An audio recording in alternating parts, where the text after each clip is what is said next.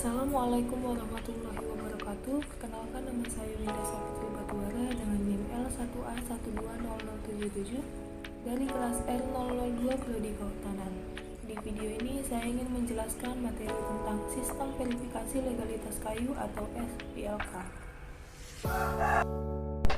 Sistem verifikasi legalitas kayu atau SVLK merupakan sistem pelacakan yang disusun secara multi-stakeholder untuk memastikan legalitas kayu yang beredar dan diperdagangkan di Indonesia. Sistem verifikasi legalitas kayu dikembangkan untuk mendorong implementasi peraturan pemerintah yang berlaku terkait perdagangan dan peredaran hasil hutan yang legal di Indonesia. Standar dan pedoman pelaksanaan penilaian kinerja pengelolaan hutan produksi lestari atau verifikasi legalitas kayu diatur dalam Peraturan Nomor 14 Tahun 2016, di mana pedoman pelaksanaan verifikasi legalitas kayu pada pemegang izin dan hak pengelolaan mempunyai ruang lingkup, yaitu pedoman ini mencangkup pelaksanaan verifikasi legalitas kayu pada IUPHKHA, HT, RE, hak pengelolaan atau IPK atau hutan negara yang dikelola oleh masyarakat.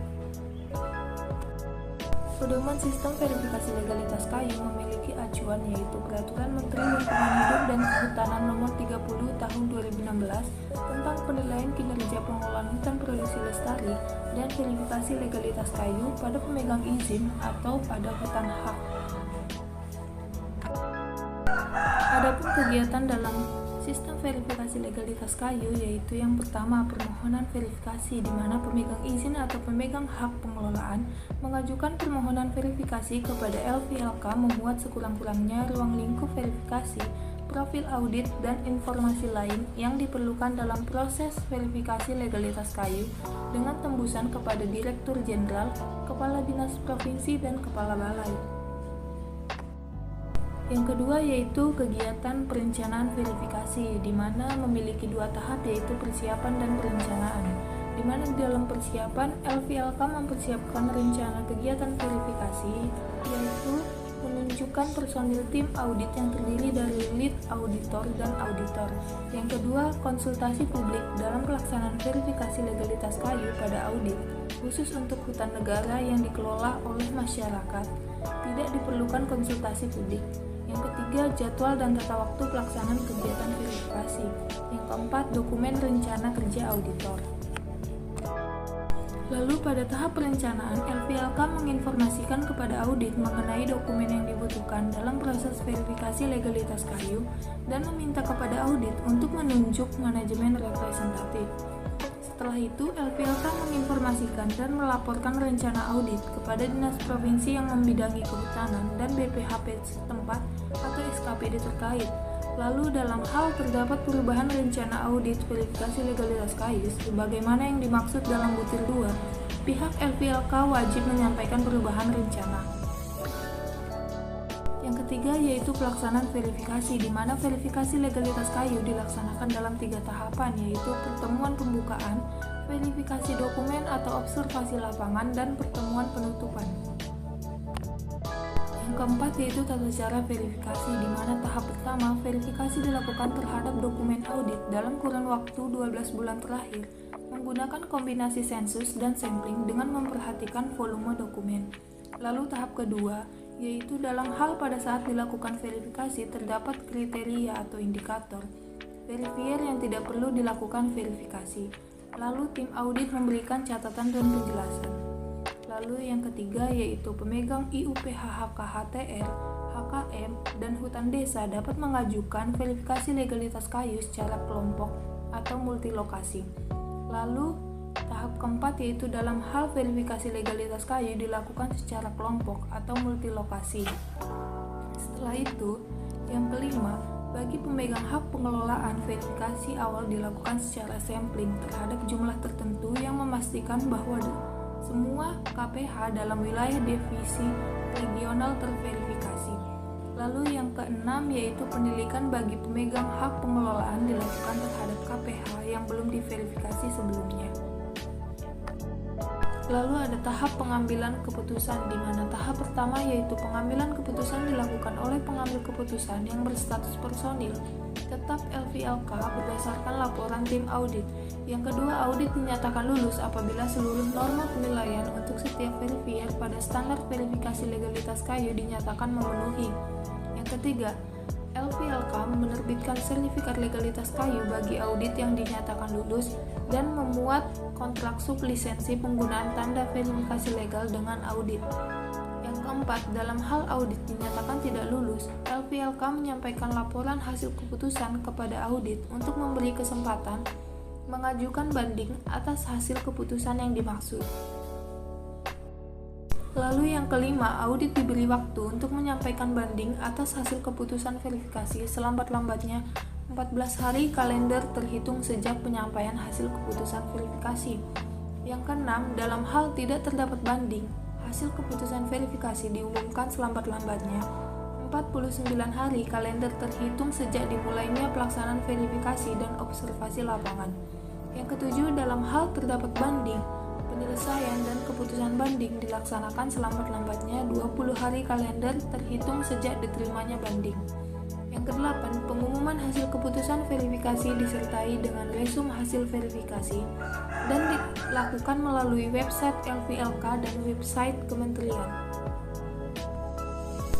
Lalu ada tahap penerbitan sertifikat, di mana tahap pertama yaitu sertifikat legalitas kayu diberikan kepada audit yang dinyatakan lulus dengan masa berlaku yang pertama yaitu pemegang IUP-HKHA, HTRE, hak pengelolaan HTR, HKM, HTHR, dan hutan desa selama 3 tahun. Yang kedua, IPK berlaku selama 1 tahun. Lalu tahap kedua yaitu sertifikat legalitas kayu sekurang-kurangnya berisi nama audit, lokasi, nomor izin, nama LVLK, berikut logonya, logo KAN, tanggal penerbitan, masa berlaku, dan nomor sertifikat, serta referensi standar verifikasi legalitas kayu yang ditandatangani oleh pejabat LVLK yang terdaftar pada KAN. Lalu ada resertifikasi, di mana resertifikasi diberlakukan hanya untuk IUP-HKHKM, HKD, HTR, HTHR, dan IPK, yang dimana selambat-lambatnya 6 bulan sebelum berakhirnya masa berlaku sertifikat legalitas kayu, audit mengajukan permohonan resertifikasi kepada LVLK. Setelah itu, terhadap kepemilikan sertifikat legalitas kayu yang diperoleh secara berkelompok, verifikasi pada proses resertifikasi dilakukan sesuai ketentuan sertifikasi awal. Kemudian keputusan hasil resertifikasi ditetapkan sebelum berakhir masa berlaku sertifikat legalitas kayu. Adapun kegiatan penilikan, di mana kegiatan ini yang pertama yaitu penilikan dilakukan setiap 1 tahun sekali selama masa berlaku sertifikat legalitas kayu dan dilakukan selambat-lambatnya 12 bulan sejak terbitnya sertifikat legalitas kayu. Yang kedua, IUP-HKHKM, HD, HTR, dan HTHR dilakukan selambat-lambatnya 12 bulan.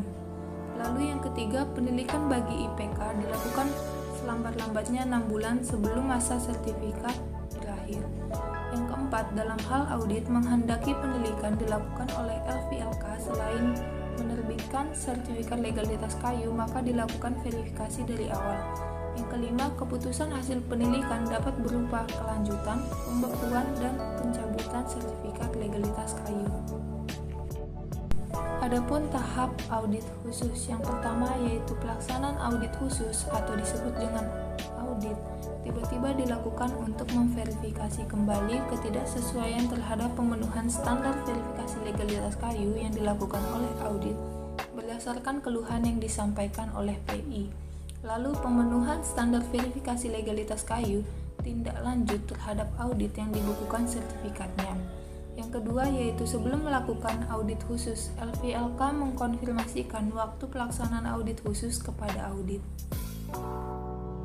Adapun pembekuan dan pencabutan sertifikat legalitas kayu, di mana yang pertama yaitu sertifikat legalitas kayu dibekukan apabila pemegang sertifikat legalitas kayu tidak bersedia dilakukan penilikan sesuai tata waktu yang ditetapkan sesuai prosedur LVLK. Lalu terdapat temuan ketidaksesuaian sebagai hasil audit yang secara tiba-tiba. Yang kedua, sertifikat legalitas kayu dicabut apabila yang pertama pemegang sertifikat legalitas kayu tidak bersedia dilakukan penelitian setelah 3 bulan sejak penetapan pembekuan sertifikat. Yang kedua, secara hukum terbukti melakukan pelanggaran, antara lain melakukan penebangan di luar blok yang sudah ditentukan, pelanggaran hak asasi manusia, membeli atau menerima, menyimpan atau mengolah dan menjual kayu secara ilegal. Yang ketiga, pemegang sertifikat legalitas kayu kehilangan haknya untuk menjalankan usahanya atau izin usaha dicabut. Adapun transfer sertifikasi, di mana yang pertama yaitu sertifikat legalitas kayu yang dapat ditransfer adalah sertifikat legalitas kayu yang diterbitkan oleh LVLK yang diakreditasi KAN kepada LVLK lainnya yang diakreditasi dalam lingkup akreditasi yang sama yang telah ditetapkan oleh Menteri Kehutanan sesuai dengan lingkup akreditasinya. Yang kedua, transfer sertifikat diperbolehkan dengan alasan permintaan pemegang sertifikat legalitas kayu dan LVLK dicabut akreditasinya oleh KAN. Adapun pedoman kriteria dan persyaratan personil dan auditor, di mana persyaratan umum auditor LPPHPL dan LVLK memuat tahap pertama yaitu auditor LPPHPL dan LVLK harus memiliki kemampuan sesuai dengan fungsi yang dilaksanakan, termasuk membuat pertimbangan teknis yang diperlukan. Yang kedua, auditor harus memiliki keterampilan dalam melakukan audit.